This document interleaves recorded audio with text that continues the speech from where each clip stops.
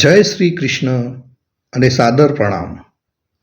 આજે આપણે શ્રીમદ ભાગવત અંતર્ગત અત્યંત પવિત્ર અને શક્તિશાળી એવા નારાયણ કવચના પાઠમાં જોડાવા જઈ રહ્યા છીએ. અમારી આ આધ્યાત્મિક યાત્રામાં જોડાવા બદલ આપ સૌ વહાલા વડીલો, માતાઓ, બહેનો અને ભાઈઓનો ખૂબ ખૂબ આભાર. જો તમે હજુ સુધી આ પરિવારમાં જોડાયા નથી તો ચેનલને જરૂરથી સબસ્ક્રાઈબ કરી લેજો, જેથી આપણે સાથે મળીને ભક્તિના માર્ગે આગળ વધી શકીએ. હવે આપણે શ્રી ભગવાન નારાયણને પોતાના રક્ષણ માટે પ્રાર્થના કરીશું. હે પ્રભુ, આપના આ દિવ્ય કવચ દ્વારા મારા શરીર, મારું મન અને આત્માનું રક્ષણ કરજો. ચારે દિશાઓમાંથી, આકાશ અને પાતાળમાંથી આપની દિવ્ય શક્તિઓ મારું રક્ષણ કરે. મારા અંતરમાં રહેલા વિકારોનો નાશ કરી મને આપના શરણમાં રાખજો. હે નારાયણ, આપના આ કવચ મારું હંમેશા રક્ષણ કરતું રહે એવી પ્રાર્થના છે. મિત્રો, હવે આપણે વિશ્વ શાંતિ માટે પણ પ્રાર્થના કરીશું.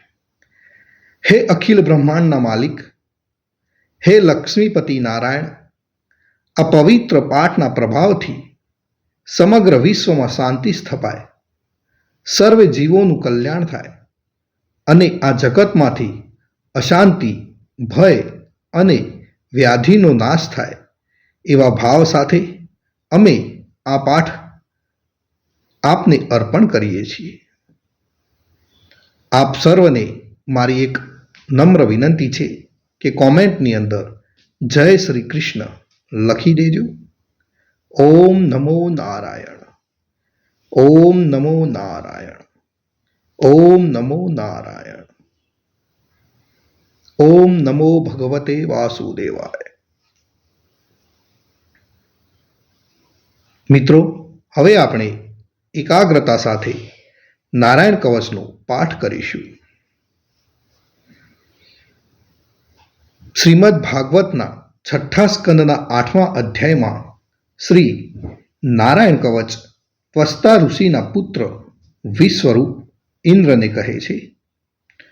વિશ્વરૂપ કહે છે, જ્યારે ભયનો સમય પાસે આવ્યો હોય ત્યારે મનુષ્ય હાથ પગ ધોઈ આચમન કરી ઉત્તર દિશા તરફ મુખ રાખી નારાયણ કવચનો પાઠ કરવો.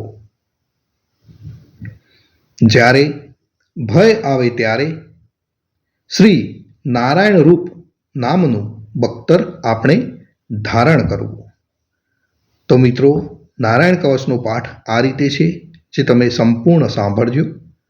ગરુડની પીઠ પર ચરણ કમળ ધારણ કરનારા, 8 સિદ્ધિઓવાળા, 8 બાહુઓવાળા અને તે 8 બાહુઓ વિશે શંખ, ચક્ર, ઢાલ, ગદા, બાણ, ધનુષ તથા પાસને ધારણ કરનારા શ્રીહરિ મારી સર્વ પ્રકારે રક્ષા કરો. જળમાં મત્સ્ય અવતારધારી ભગવાન જલતંતુઓથી તથા વરુણના પાસથી મારી રક્ષા કરો. માયાથી બટુક બનેલા વામનજી સ્થળમાં મારી રક્ષા કરો. શ્રી વિશ્વરૂપ ત્રિવિક્રમ ભગવાન આકાશમાં મારી રક્ષા કરો. જેના અટ્ટહાસ્યથી દિશાઓ ગાજી ઉઠી હતી અને ગર્ભિણીઓના ગર્ભ પડી ગયા હતા એવા ઋષિ ભગવાન દુર્ગ, વન અને યુદ્ધ ભૂમિમાં મારી રક્ષા કરો. પોતાની દાઢથી પાતાળમાંથી પૃથ્વીનો ઉદ્ધાર કરનાર ભગવાન યજ્ઞ મૂર્તિ વરાહ માર્ગમાં મારી રક્ષા કરો. પરશુરામ ભગવાન પર્વતોના શિખરોમાં મારી રક્ષા કરો. અને ભરતના મોટા ભાઈ રામ ભગવાન તથા લક્ષ્મણ પ્રવાસમાં અમારી રક્ષા કરો. ઉગ્ર ધર્મ અને પ્રમાદથી નારાયણ ભગવાન મારી રક્ષા કરો.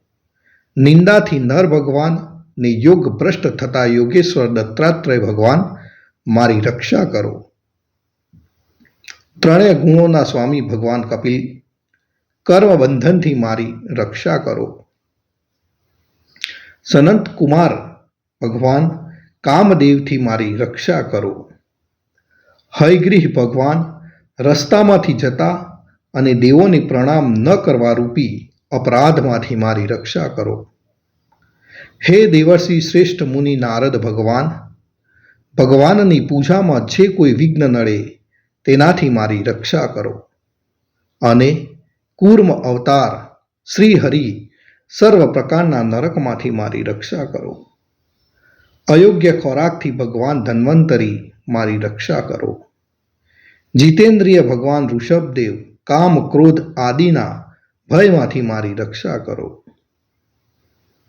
યજ્ઞાવતારી ભગવાન લોક અપવાદથી મારી રક્ષા કરો. બલભદ્ર ભગવાન મનુષ્ય તરફથી થનારા ઉપદ્રવમાંથી મારી રક્ષા કરો. અને ક્રોધાવેશ સર્પગણોથી શેષ ભગવાન મારી રક્ષા કરો.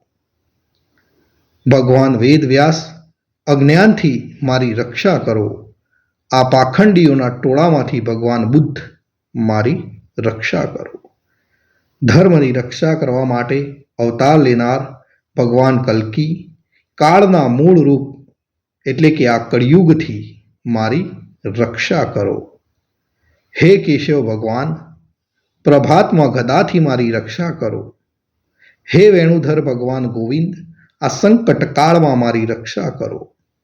ઉદાત શક્તિ નારાયણ ભગવાન પ્રાહન કાળમાં મારી રક્ષા કરો. અને ચક્રધારી ભગવાન વિષ્ણુ મધ્યાહન કાળમાં મારી રક્ષા કરો. મધુ દૈત્યને મારનાર ઉગ્ર ધનુર્ધારી ભગવાન વિષ્ણુ ત્રીજા પહોરમાં મારી રક્ષા કરો. બ્રહ્મા વિષ્ણુ અને રુદ્ર એ ત્રણ મૂર્તિવાળા ભગવાન સાધવ સાય કાળમાં મારી રક્ષા કરો.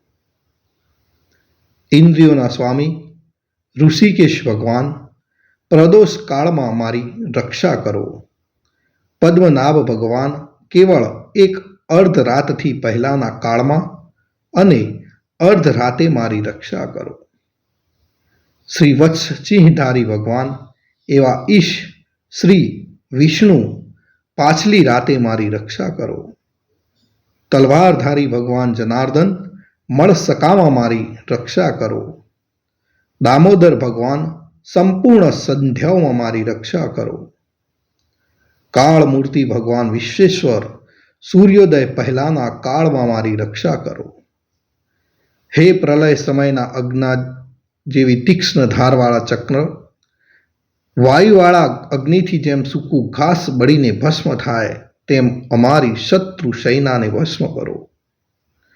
હે વ્રજના જેવા તીક્ષ્ણ સ્પર્શવાળા તણખાઓથી ભરેલી ગદા, તમે ભગવાનને પ્રિય છો. તમે કુષ્માંડ યક્ષ રાક્ષસ ભૂત તથા ગ્રહોનો ભૂક્કો કરી નાખો તથા શત્રુઓના ચૂરે ચૂરા કરી નાખો. હે પંચજન્ય શંખરાજ, શ્રી કૃષ્ણ ભગવાન તમને ફૂંકીને ભયંકર શબ્દ કરે છે અને તેનાથી શત્રુઓના હૃદય કંપે છે.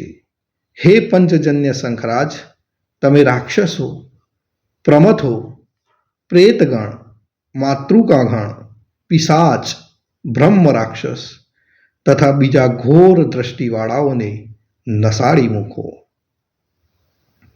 હે તીક્ષ્ણ ધારવાળી તલવાર, તમે ભગવાનના હસ્ત દ્વારા પ્રેરાઈને મારા શત્રુઓના સૈન્યને કાપી નાખો. હે સેંકડો ચંદ્ર જેવા મંડળ સમાન ઢાલ, તમે શત્રુઓની આંખોને ઢાંકી દો તથા પાપી નજરવાળાઓની પાપ દ્રષ્ટિને હરી લો. અમને ગ્રહોથી, કેતુઓથી, મનુષ્યોથી, સર્પોથી, દાઢવાળા પ્રાણીઓથી તથા પાપોથી જે ભય થાય છે તે સૌ તથા જેઓ અમારા સુખમાં વિઘ્ન કરનાર છે તે સર્વે ભયો ભગવાન ના નામરૂપ અસ્ત્રના કીર્તનથી જ તુર્ત જ નાશ પામો. વૈદિક સ્ત્રોતોથી સ્તુતિ કરાયેલ વેદમય તથા સમૂર્થ ગરુડ ભગવાન સર્વ સંકટોમાં મારી રક્ષા કરો. તથા વિશ્વસેન ભગવાન પણ પોતાના નામો લેવા વડે સર્વ સંકટોમાંથી મારી રક્ષા કરો. શ્રી હરિના નામ, રૂપ, વાહન અને આયુધો સર્વ દુઃખોમાંથી અમારી રક્ષા કરો. ભગવાનના મુખ્ય પાર્ષદો અમારી બુદ્ધિ, ઇન્દ્રિય, મન તથા પ્રાણની રક્ષા કરો. આ સાકાર નિરાકાર જે કંઈ જગત છે સર્વ ભગવાનનું જ સ્વરૂપ છે. આ સત્યથી મારા સર્વ ઉપદ્રવો નાશ પામો. અભેદ દ્રષ્ટિવાળા મનુષ્યને ભગવાન પોતે ભેદરહિત જોવામાં આવે છે, તો પણ તે પોતાની માયાથી આભૂષણો, આયુધો તથા ચિહ્ન નામની શક્તિને ધારણ કરે છે.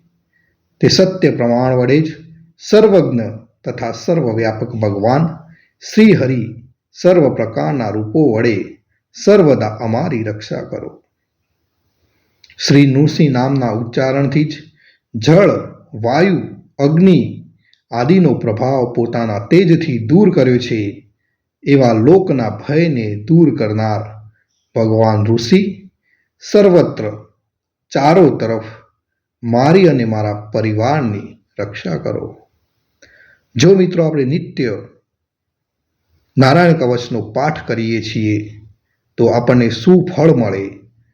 તો નારાયણ ફળનું ફળ કથન વિશ્વરૂપ કહે છે, હે ઇન્દ્ર, આ નારાયણ કવચ તમારી આગળ જે કહ્યું, જે ધારણ કરવાથી એટલે કે નિત્ય સાંભળવાથી તમે શ્રમ વિના અસુરોના અધિપતિઓને જીતશો.